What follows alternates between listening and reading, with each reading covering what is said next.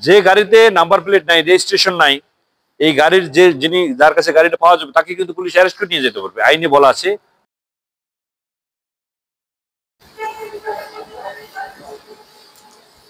এই গাড়ি কার? এটা মিস্ত্রিকে আসেন। এই যে গাড়িটা আপনার বিভিন্ন ধরনের গাড়ি আসে না এখানে কাজ করতে, নাম্বার প্লেট অনেক গাড়ি আছে নাম্বার প্লেট লাগায় না, এমনিতে নিয়ে আসে, নাম্বার প্লেট খুলে রেখে আসে। এই ধরনের গাড়ি যদি পান আপনারা, যে নাম্বার প্লেট নিয়ে আসে নাই, নাম্বার লাগানো নেই, গাড়ি নিয়ে আসছে, এই কাজ সেই কাজ করে দেবে। আপনার তো কাজের প্রয়োজনে এখানে বসে আছেন, তাই না? গাড়ি নিয়ে আসবে, কাজ করে দেবেন। কিন্তু নাম্বার প্লেট যদি না নিয়ে আসে, নাম্বার প্লেট লেখা নাই, গাড়িটা নিয়ে আসছে, সেক্ষেত্রে গাড়ি রাখবেন, তার নাম ঠিকানা লিখে রাখবেন, লিখে রেখে পুলিশকে সংবাদ দিবেন। বুঝতে পারছেন? কেননা ওই গাড়িগুলো চোরাই গাড়ি নিয়ে আসে, মানুষের গাড়ি চুরি করে নেয়, ছিনতাই করে নিয়ে আসে, এই গাড়িগুলো দিয়ে আপনার দিয়ে কাজ করে আবার নিয়ে যায়, পরে আপনার অন্য একটা নাম্বার প্লেট দিয়ে এই গাড়িগুলো দিয়ে তারা বিভিন্ন ধরনের অপকর্ম করে রাস্তাঘাটে। বুঝতে পারছেন? সে কারণে এই ধরনের যদি গাড়ি আসে, আপনি তো মিস্ত্রি তাই না, এই ধরনের গাড়ি আসলে তার সাথে কোনো কথা বলা দরকার নেই। যখন আসবে তখন আপনি শুধুমাত্র তার নাম ঠিকানা মোবাইল নাম্বারটা লিখে রাখবেন, ভাই আমাদের এখানে গাড়ি রাখতে হলে এনআইডি কার্ড লাগবে, এনআইডি কার্ডটা নিয়ে রাখবেন। তো তার সাথে কোনো কথা বলা, পরে আস্তে করে আপনি থানা পুলিশকে সংবাদ দিবেন যে এই ধরনের গাড়ি আসছে, আপনারা সে ব্যবস্থা নেন। ঠিক আছে? এটা হচ্ছে কেন বললাম আপনাকে কথা, অনেকে আছে নাম্বার প্লেট ছাড়া গাড়ি ব্যবহার করে।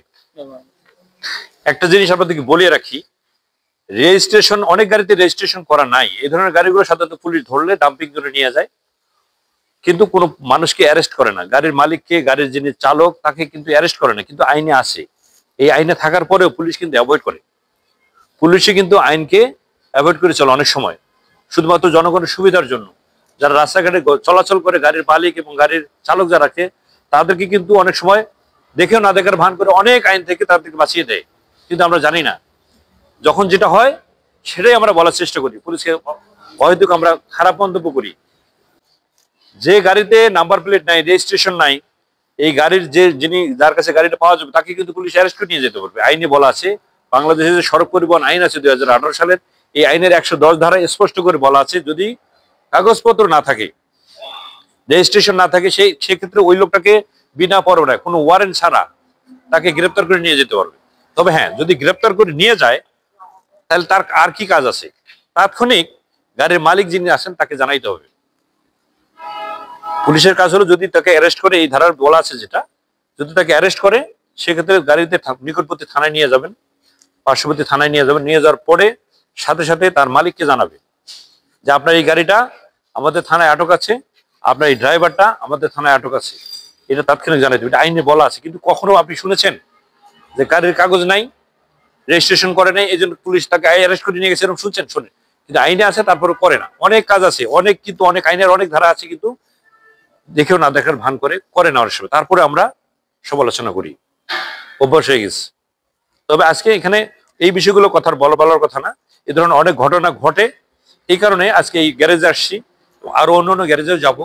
যারা এই ধরনের গ্যারেজের মিস্ত্রি যারা থাকেন, গ্যারেজের মালিক যারা থাকেন, তাদের কাছে আমার রিকোয়েস্ট থাকবে, যদি এই ধরনের কোনো গাড়ি আপনাদের গ্যারেজে কেউ নিয়ে যায়, রেজিস্ট্রেশন নাম্বার ছাড়া, কাগজপত্র ছাড়া, কোনো প্লেট নেই, সামনে পিছনে কোনো প্লেট নেই, এই ধরনের গাড়ি যদি কোনো কাজ করার জন্য নিয়ে যায়, এই গাড়িগুলো আটকে দেবেন।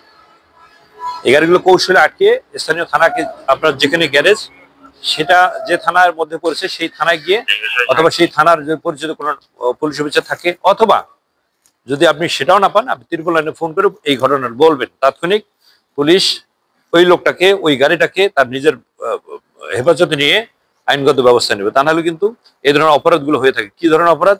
এই গাড়িগুলো তারা রংচং করে, কি করে গাড়ির পুরো পরিবর্তন করে, চোরাই গাড়ি পুরো পরিবর্তন করে, ডেন্ট পেন্ট করে পুরো পরিবর্তন করে, তারা অন্য একটা নাম্বার প্লেট গাড়িতে লাগিয়ে দেয়, বানানো নাম্বার প্লেট লাগিয়ে দিয়ে তারা রাত বিরাতে এই গাড়িগুলো দিয়ে বিভিন্ন ধরনের ছিনতাই কাজে ব্যবহার করে, চুরি কাজে ব্যবহার করে, বিভিন্ন ধরনের অপকর্ম করে থাকে। সে কারণে আজকে এই গ্যারেজে শুধু যে আসছে তা না, বাংলাদেশের প্রত্যেকটা গ্যারেজে এইভাবে যাওয়া উচিত, বলা উচিত, করা উচিত সবারই। যার যার অবস্থান থেকে সবাই যদি আমরা একটু সতর্ক থাকি, একটু সচেতন হই, আমার মনে হয় এই ধরনের অপরাধগুলো আস্তে আস্তে কমে যাবে। একদম দমন না হলেও প্রতিরোধ হবে। যেখানে আছেন ভালো থাকবেন, সুস্থ থাকবেন, নিরাপদে পথ চলবেন। আসসালামু আলাইকুম।